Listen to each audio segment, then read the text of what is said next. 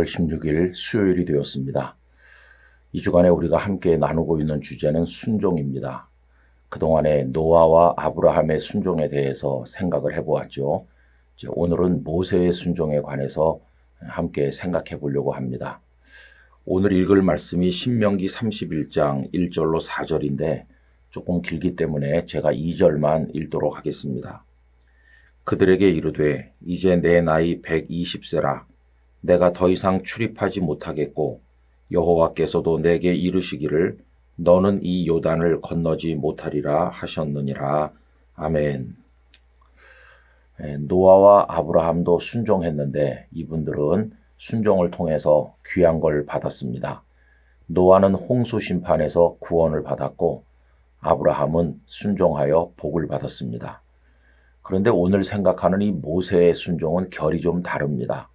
무엇을 얻는 결과를 가져온 것이 아니라 이 순종은 마음에 가지고 싶었던 소원을 포기하고 내려놓는 것이었기 때문입니다. 하나님께서는 모세에게 너는 가나안 땅에 들어가지 못하리라. 비스가 산에서 가나안 땅을 둘러본 이후에 내가 너를 데려갈 것이다 하셨습니다. 여러분, 출애굽 과정의 1등 공신이 모세지 않습니까? 가나안에 제일 먼저 들어가서 가장 큰 상을 받아야 될 사람이 모세인데 뜻밖에도 하나님께서는 가나안에 발도 들여놓지 못하게 하시지 않았습니까? 물론 그것은 무리바 물가에서 모세가 분노한 나머지 하나님의 영광을 드러내지 못했다는 이유가 있기는 합니다. 근데 우리가 그 상황을 보면 백성들이 너무 원망하고 모세를 힘들게 하니까 모세 입장에 우리가 있었다고 그래도 충분히 그랬을 이해가 되는 일이죠. 그런데 하나님께서는 이 일로 모세가 한 번 기도했지만 그의 기도를 거절하셨습니다. 신명기 3장 25절에서 27절 구하옵나니 나를 건너가게 하사 요단 저쪽에 있는 땅 아름다운 산과 레바논을 보게 하옵소서 하되 여호와께서 너희 때문에 내게 진노하사 내 말을 듣지 아니하시고 내게 이르시기를 그만해도 족하니 이 일로 다시 내게 말하지 말라. 너는 비스가산 꼭대기에 올라가서 눈을 들어 동서남북을 바라고 네 눈으로 그 땅을 바라보라. 너는 이 요단을 건너지 못할 것임이니라.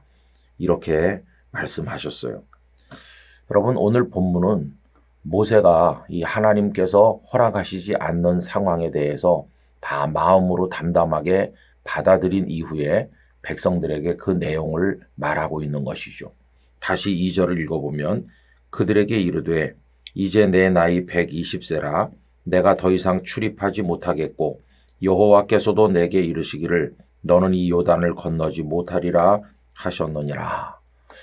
모세는 가장 섭섭했을 그 일에 대해서 이제 담담하게 하나님의 뜻을 받아들이고 있는 것을 보게 됩니다. 여러분, 순종 중에서 가장 어려운 순종이 아닌가 생각이 돼요. 예를 들어서 힘들긴 하겠지만 내가 과감히 이 일에 순종하면 굉장한 열매를 내가 얻을 수 있다. 내가 원하는 걸 성취할 수 있다면 도전해 볼 만하잖아요.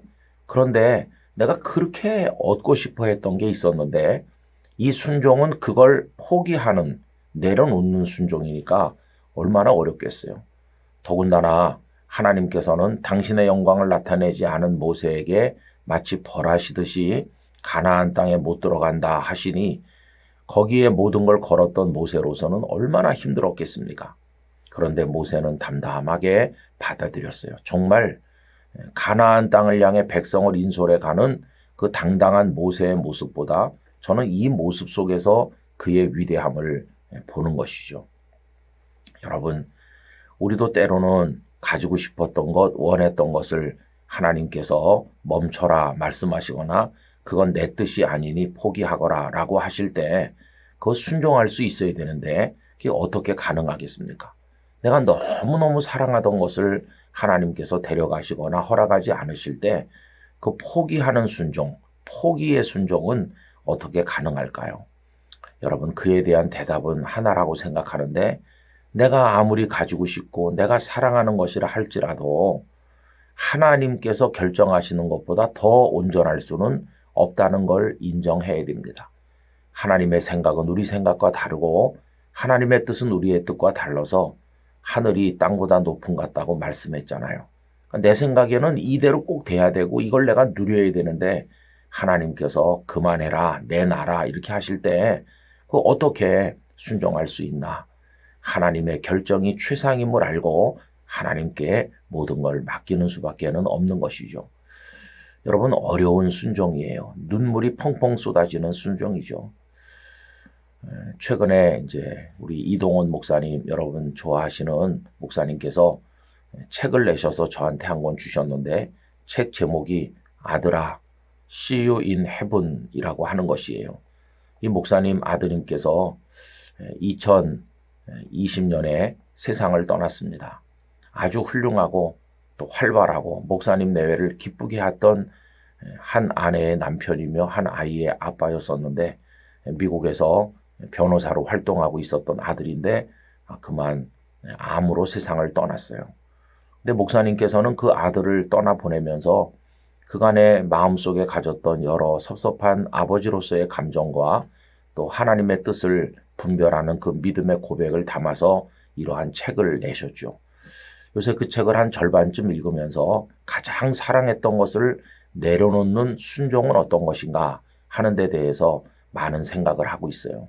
여러분, 우리가 어려운 것을 포기하거나 내려놓는 순종을 해야 될 상황에 있을 때 우리가 생각해야 될 거가 뭘까요? 하나님의 마음입니다. 하나님께서는 우리들을 구원하기 위해서 독생자 예수님을 포기하고 내려놓는 결정을 하셨잖아요. 그래서 십자가에 예수님이 죽게 되셨습니다.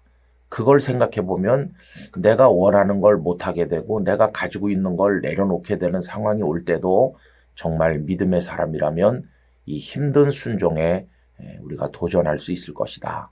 이렇게 생각이 들어요. 여러분, 살다 보면 어려운 순종을 해야 될 때가 있습니다. 그때도 우리 하나님 아버지의 마음을 생각하면서 이게 벌이 아니라 오히려 축복인 걸 기억해야 되겠습니다.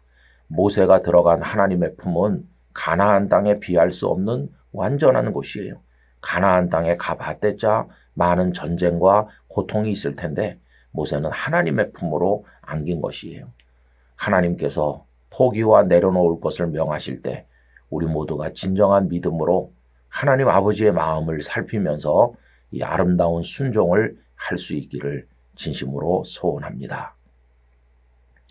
아버지 하나님, 가나안 땅에 들어가지 못할 것이라고 말씀하시는 그렇게 오랫동안 가슴에 품고 있던 소원을 가로막으시는 하나님의 말씀 앞에도 담담히 순종했던 모세를 보게 됩니다. 저희들에게 내려놓으라 하실 때, 포기하라 하실 때, 내놓으라고 하실 때 독생자를 저희들을 위해 내어주신 아버지의 그 마음을 알게 하셔서 저희들도 기꺼이 순종함으로 하나님께 응답하도록 도우시옵소서.